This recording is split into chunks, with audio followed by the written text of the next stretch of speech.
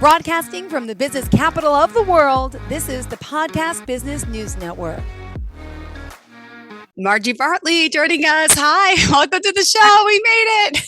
That's right. Tell us a little about what you do as a National Board Certified Health and Wellness Coach, please. You bet. I coach individuals to improve their health and their lives through small incremental steps and guide them along that process to reach their own self-set goals that they feel will help them live life the way they want to live it. Oh, you're right there. Yeah. And tell us how we can reach you. You can reach me at IINWELL, so inwell.com. I am a health coach on that health coaching platform. You can find me there. You can also send messages that way, or you can also reach me on Instagram at Almonds and Oranges Health. And you can also direct message me through there. I am working on getting a website, but I don't have one up and running independently yet. That's okay. Not a problem. I know for today we got some great conversation planned. Also, just want to point out, I lost your notes because the reception went bad. So tell us what's on top of the notes there. I did have them before. No, that's It'll come back. Right.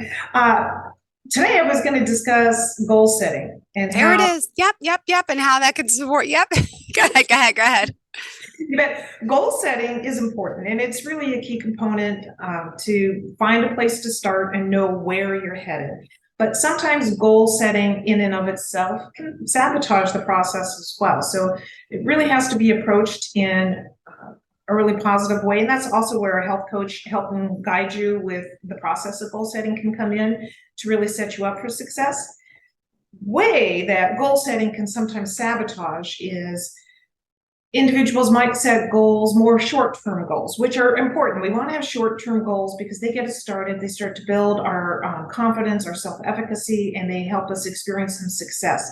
And success feeds on itself, meaning that the little bit of success you get makes you want to be more successful. So it starts building incrementally that way. But when we have short-term goals, sometimes we get to the end of that short-term goal and go, oh, well, I'm done then. And then we end up going all the way back to where we started.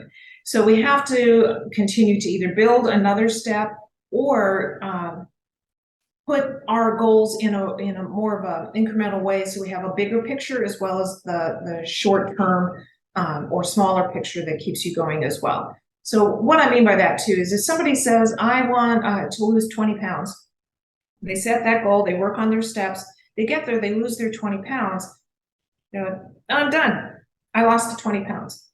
And they don't have any kind of structure set up to support them post-goal. Does that make sense? So we kind of, how many times have we lost weight and gone, oh, I lost that weight, and I've had a lot of people say, I just want to lose weight for that family reunion or class reunion or wedding or whatever the event is. And then once they've lost the weight and attended the event, they go back to the eating habits, the lifestyle that created the situation where they gained weight in the first place. So those goals are important in the short term because then you do feel successful, but you also have to have that long-term goal. And I really encourage individuals to look at it through a lens of not just the short-term goal, but what do you want and how do you think you're going to live your life in the long term? And that kind of goes back to the functional aging we were talking about too. What do we want to be living like when we're 60, when we're 70? And when we've seen people in our own families or our own lives in their 60s, 70s, 80s who struggle with mobility or struggle with medications, sometimes that gives us more of a visual that, oh man, I do not want to, end up in my 80s not being able to care for myself, not being able to go out and do the things I want to do. But nobody gets that way in their 80s without that process having started earlier on, much earlier on. So we have to start that process because we're aging all the time, every day. We don't get younger every day. We get older every day. And we need to look at that process way back when we're in our 20s, 30s, and 40s. But who in their 20s thinks about what life's going to be like when they're 70 or 80, We don't start thinking about that until It's so true. Yeah. So it's really important to have that kind of a goal within a goal. And I guess my best visual for that is like the nesting dolls. starting with that smallest goal in the center that helps you to grow out into the bigger goals until you get to a point of maintenance.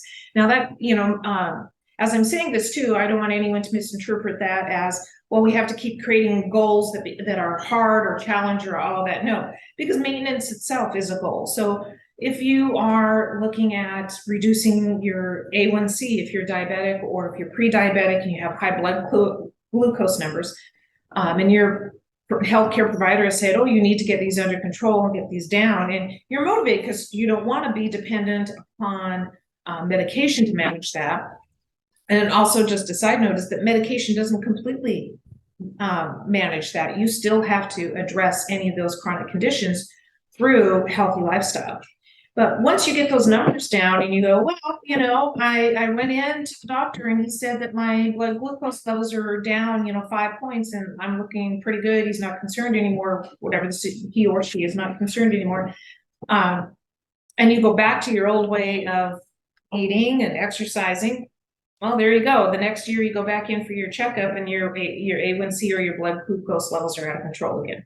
So it's really important to think, when I reach this immediate goal, so the immediate goal can be the chronic disease management piece of that, or it can be the weight loss. It can be, I just want to do a 5K or 10K or something like that. Never done it, thought it'd be great. The next step needs to be management and maintenance. And how am I going to continue on that so I don't have to go all the way back down to the start like I did a year ago or wherever I'm at now. So I think it's really important that individuals understand that the goal setting itself is important, but it's not the only thing that's going to keep you motivated. And I think that's another aspect, is a lot of people think that they rely on the goal itself to keep them motivated and forget that your motivation also has to come from within you. That goes back to that intrinsic motivation I know we've talked about in the past.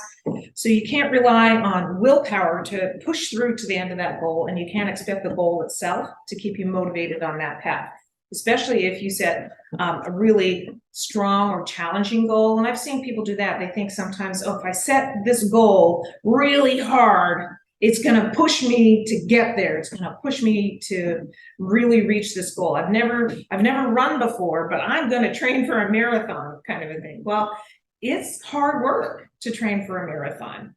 And you might be only at a point where you're doing maybe a 5 or a 10K, and you can't fathom doing so much more.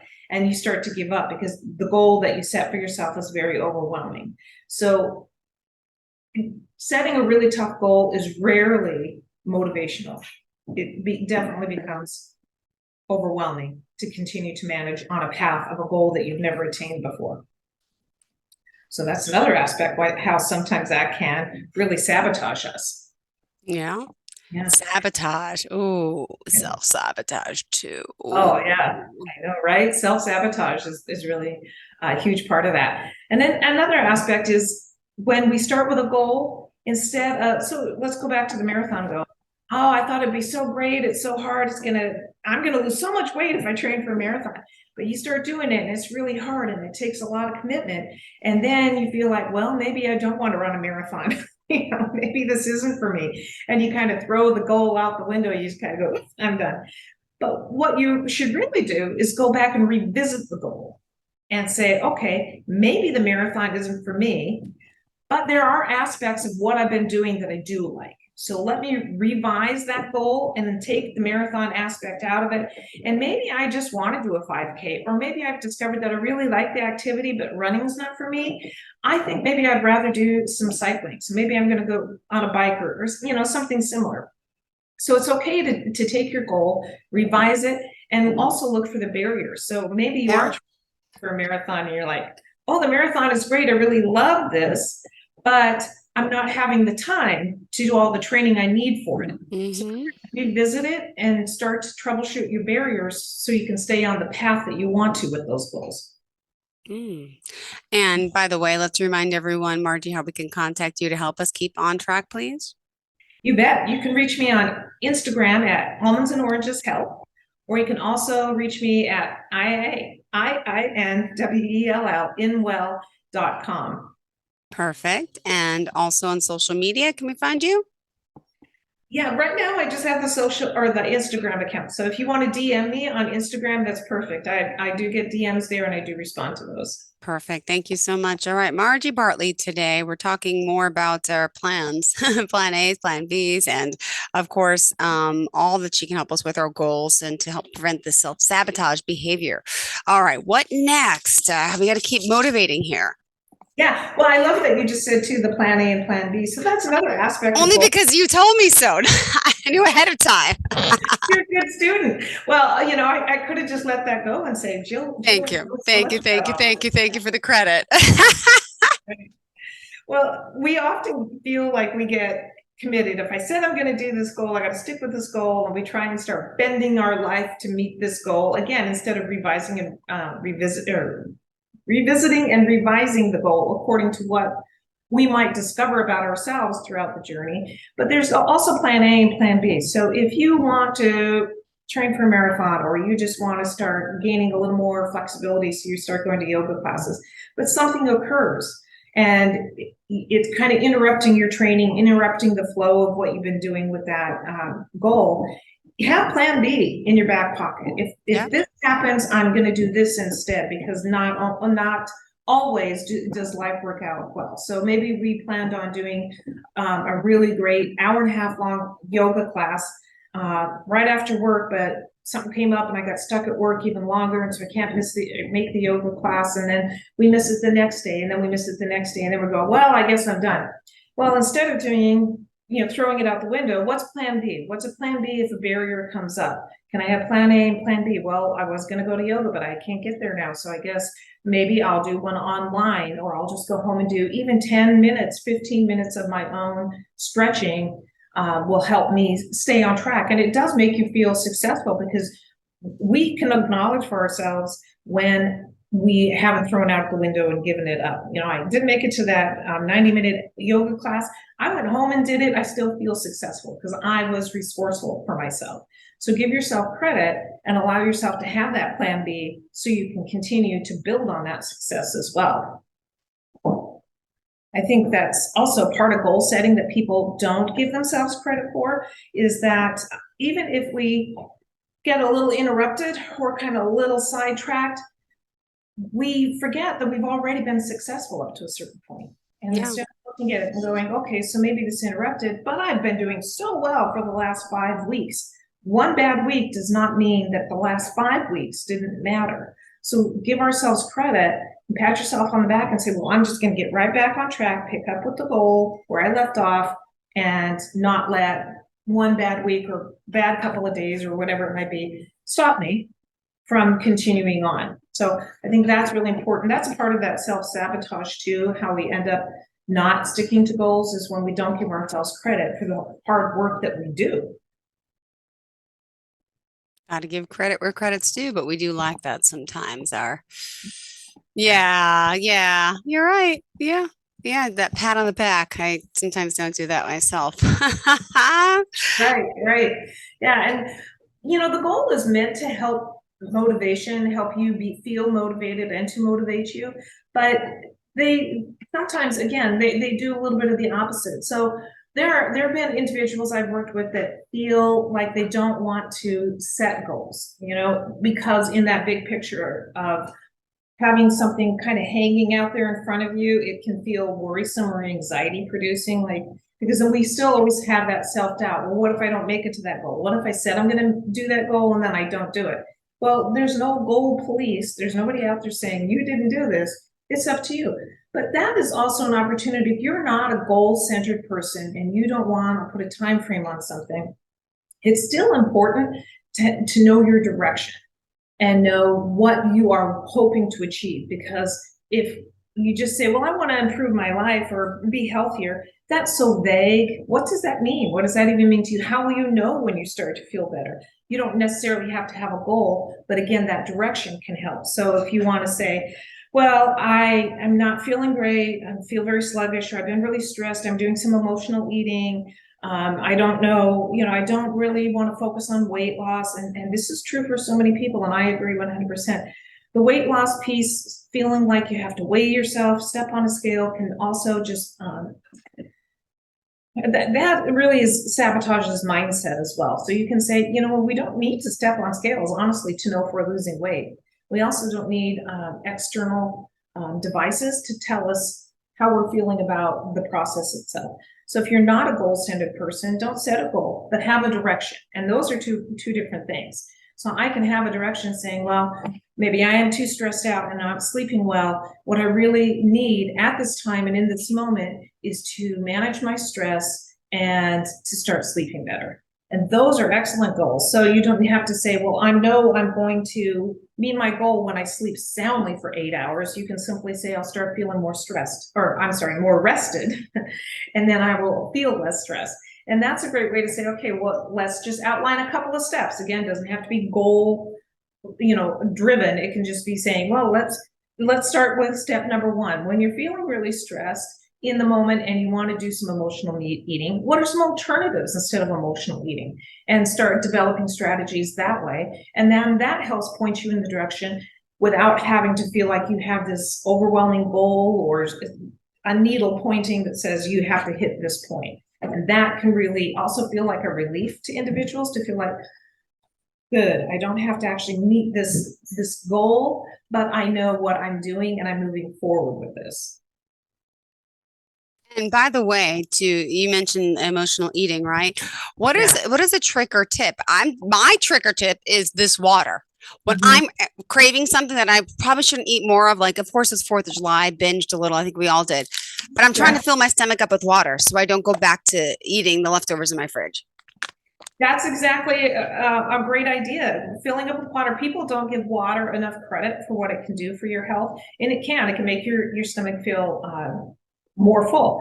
When somebody is feeling like driven to eat emotionally, there are a couple of tools that I ask them to review. Some people respond a little bit better to feeling like maybe going outside for a walk. Some people say because we do have data that shows that walking in nature, taking a break away from the stressful event or triggers, de-stresses and helps you to feel better. So for some people that's good, but what if a walk isn't an option, bad weather, et cetera, et cetera. Then sometimes doing some breathing exercises can help. If you still feel like it's, some people feel it's more of an oral thing, like I have to taste something. So in that case, like you're saying, water, or even, I always recommend herbal flavored teas. You can do them hot, you can do them cold, because it gives you a flavor. It's not going to add calories. It doesn't add caffeine, but it can start to satisfy you. And at the same time, it's going to hydrate you. Or things like the deep breathing. Taking time out, doing a 1, 2, 3, 4 count with breathing. Truly, just like sometimes we do with children when they're overwhelmed and having meltdowns, and we say, you need to have a timeout. A timeout shouldn't necessarily be seen as punitive, even for children. A moment where you get to gather yourself. So give yourself a timeout. Walk away, close yourself in an office, a bedroom, or wherever you're at, and say, I just need 5 or 10 minutes to myself. Sometimes some people respond well to listening to music, finding some other kind of distraction that takes them away from focusing, number 1, on the stressful event, and number 2, on wanting to eat food. So that's really the best way to look at it, is what other kind of distraction can I create for myself that will take me away from feeling overwhelmed with the stress and away from wanting to grab the food. Oh. All right, thank you for that. All right, still got a few minutes left. What else, Margie? Let's see. Don't let your barrier, here's something I don't want to forget to mention. Don't let your barriers sit out there unaddressed and grow, because when we have a barrier to getting where we want to go, if we don't address it right away, it just grows and grows and creates more of an obstacle, becomes bigger and bigger, and it becomes more overwhelming it feels to deal with that. I would also say one of the barriers I've heard from a number of people is a lack of support system. Sometimes feeling that they don't get support for making the healthful changes they need at home. And for some, it's conversely, excuse me, in the workplace. So you're trying to be healthy, you go to work, there's constantly birthdays, or people are always bringing in bagels and donuts and things Yeah. like that. So you really need to find who and where you can get a support system and create and build your own support system. And, if you're making changes and you've got people in your lives that aren't necessarily supportive, you don't really need to tell them you're making those changes, that you're striving towards making those changes, especially if you feel they're going to just give you negativity or they're going to sabotage you in different ways. And sometimes people do that through those comments, making you feel bad. On the one hand, you say, well, I'm trying to lose weight, but then one day you cave and have a donut and they're like, well, I thought you were losing weight. Why are you eating the donut? That doesn't help. That's not a support person, right? And the other might be somebody saying, somebody in your life who also may need to lose weight, and they would feel threatened if they knew you were doing it. So you're trying not to do it. And then when you don't eat the donut and they're eating donuts and they say, well, what are you, too good to eat the donut? What's the matter with you? So it can really be a very difficult thing to move forward with the change you want to make when you don't feel supported. So I really would strongly encourage people to support people, find the guides you need in your life. And if you feel like you don't have any in your life, reach out to a health coach, because you can start there and they will help you from there. Oh, thank you so much. If we want to reach out to you, remind us how we do so, please. Instagram, Almonds and Oranges Help, or you can also reach me at inwell.com. Perfect. Thank you so much. And hoping we'll connect again next week on time and no confusion, sorry, and vice versa. So we have some more time next week. Any idea what we're going to discuss next week? Yes, next week I want to talk about what is health coaching. What is the health coaching process? If you want to reach out to a health coach, what should you expect? What's the process? What should you expect? What should you prepare for? How should you prepare for that? And what should you expect in return from a health coach? Perfect. Thank you so much. All right. Looking forward to speaking with you again. We will soon, obviously. Thank you so much, sweetheart. Have a good one. Bye-bye. Are you looking for even more of the podcasts and hosts that you love? The Podcast Business News Network is proud to announce that you now have even more ways to listen live. Check out the MyTuner Radio, online radio box, and Simple Radio apps on iOS and Android, or find us online. Search for Business News Network on mytuner-radio.com, or search Podcast Business News Network on streama.com and onlineradiobox.com/US. Take your podcast on the go and don't miss a minute of the action.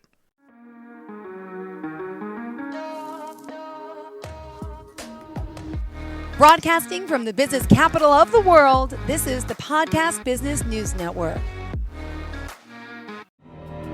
For nearly 2,000 severely injured veterans, everyday life has become filled with barriers.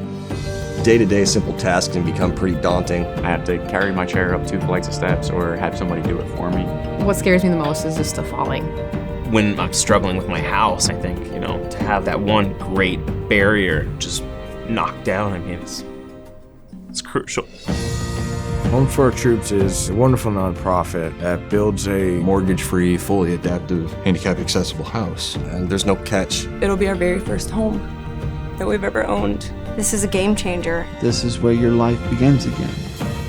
We need you to join us in completing this important mission. Please visit hfotusa.org and help build homes and rebuild lives. Because of you, everything's going to be okay.